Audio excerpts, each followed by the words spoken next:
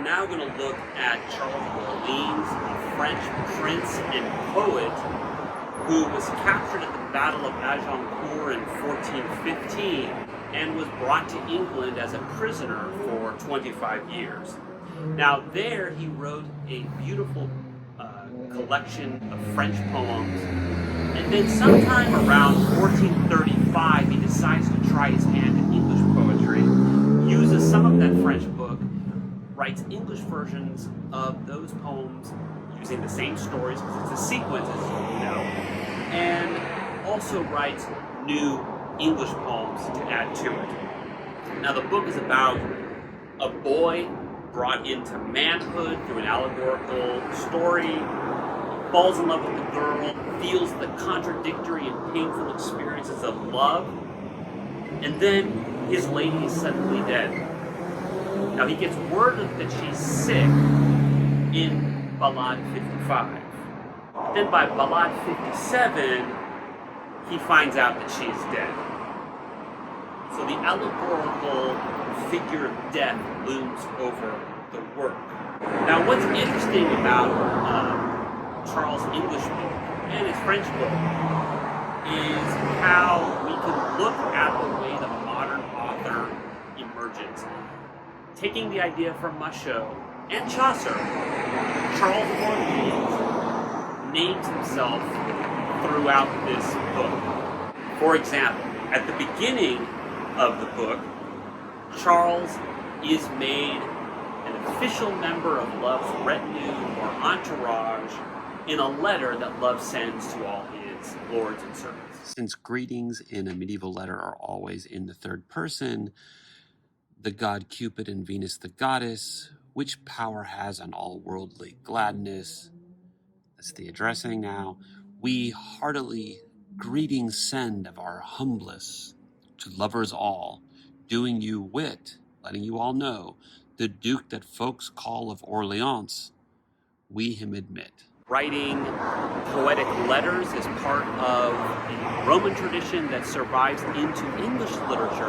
It's not so much in French. In English poetry, we find tons of these literary documents, these love documents, written in the actual formulaic styles of the prose documents that many of these authors that we're reading deal with. And what happens is that love gets caught up within bureaucracy. Take, for example, Charles' decision to leave Love's retinue. His lady is dead, the contract is broken, and we see again his name mentioned. English petitions always open with an address clause, addressing the letter to someone, the petition to someone, and then they present the petitioner, the person who wants something, in the third person. Unto the excellent power and noblesse of God, Cupid and Venus the goddess, beseecheth this unto you regally, this person begs unto you, most humbly, your servant Charles, Duke of Orleans. Now, I want to make a point about the ballades. The ballades here are incredible. Charles' poetry, or his English poetry, is very advanced for the period. His French poetry is very austere and very elegant. But his English poetry is filled with exuberant emotions, and it's also filled with lots of figures. It rivals Shakespeare. It reads like Renaissance poetry, like Wyatt and Surrey that we're going to see very soon. It's not at all like medieval poetry that we think of when we think of Middle English literature. It doesnn't sound at all like Chaucer. Look at, for example, Ballade 60. Ballade number 60 expresses all the feelings and contradictory emotions about the death of his lady. For deady life, my lively death I wit, I know. For ease of pain, in pain of ease I die. For length of woe, woe lengtheth me so little, that quick I die, and yet as dead live I. Thus nigh, near, afar I feel, the far is nigh, is near, of things certain that I uncertain seek, which is the death, since death, the allegorical figure, hath my lady. O woeful wretch, O wretch, lessen once thy speech. O ghost format, the format is checkmate. Yield up thy breath, Atonus, at once. O carcass faint, take from this life thy flight. O ballad heart, for breast thou with thy groans, break with thy groans. O misted eye in his eyes, why fail ye not your sight? Since death, alas, hath taken my lady bright, and left this world without one to her like. There's no one like her, and she's gone. To let me live, you do me great unright. You've done me a wrong and unright. O woeful wretch, O wretch, lessen once thy speech. What is this life? A life or death I lead? Nay, certain, death and life is likeliness. For though I feign my port of lusty head, I pretend I'm cheerful, yet inward low, it slayeth me my distress. For from me fled is joy and all gladness, that I may say in all this world so rich, as I is none of pain and heaviness. O woeful wretch, O wretch, lessen on's thy speech. There is no thing save death to do me die. There's only one thing death can do, is cause me to die. That may of me the woeful pains each. But would I die, alas, yet I ne may. I can't die. It's inverted syntax. O woeful wretch, O wretch, less once thy speech. Just like on that first video in class we had, where you could mark out the various figures of repetition, they're here too. For example, you can find ploki. That's the repetition of a word with a break in between. The first stanza, far and far. We also find it in the refrain, wretch, wretch. Oh, and of course, how could I have missed our allegorical figure, death, death. And we also find it in the beginning of the third stanza, life, life. We find ploki with polyptoton. Polyptoton, remember, is the repetition of a word's root. In the first stanza, we find ploki and polyptoton, die and dead, certain and uncertain. And we also find it in the envoy, death and die. We also find traductio, where we find words being repeated across all the lines. Death here, death here, death here. You drop into the second stanza, death is here. In the third stanza, death is here and death is here. And we drop also into the envoy, and death is here. And imagine what happens if you start adding polyptoton. Then you add die, deady, dead. You'll also find anaphors. Remember the repetition of a word or phrase at the beginning of a line? You find that, remember, in Christine de Pisan's Solette Suite, and also in Charles Orleans' tribute to Christine, the Ballade 59, Alone Am I. But here's the example on this ballade. You have 4, 4, and 4. And you also have, we have beginning at in the refrain and then down into the second stanza. Now an anaphor not only goes down the line, but can also go across the line by linking different clauses, and we find that as well in the refrain. O wretch and O wretch. There's also a few new rhetorical figures that we'll run into when we look at Shakespeare's period. There's epizeusis, the repetition of a word without any breaks. Epizeusis is found in the first stanza. Woe, woe. There's also a complex figure called chiasmus. That's a repetition that crosses over two lines.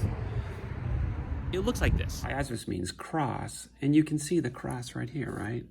We find chiasmus in the third stanza. Life and life, death and death. There's your X. It can also be flattened, like this. This is chiasmus that's flattened, and you can kind of see how an X can be flattened here. The X goes here and the Y's are here. That is the flattened chiasmus. First 5 lines are filled with this sort of flattened cross across the line. The simplest ones are ease and pain and pain, and you can hear it. Or ease of pain and pain of ease I die. This is poetry. Nigh and nigh, far and far. Thus nigh afar, I feel the far is nigh. The other 3 use polyptoton. Deady and death, life and livy. For deady life, my livy death I wit. Length, lengtheth, woe and woe. The length of woe, woe lengtheth me so lit. And then I and I, die and dead.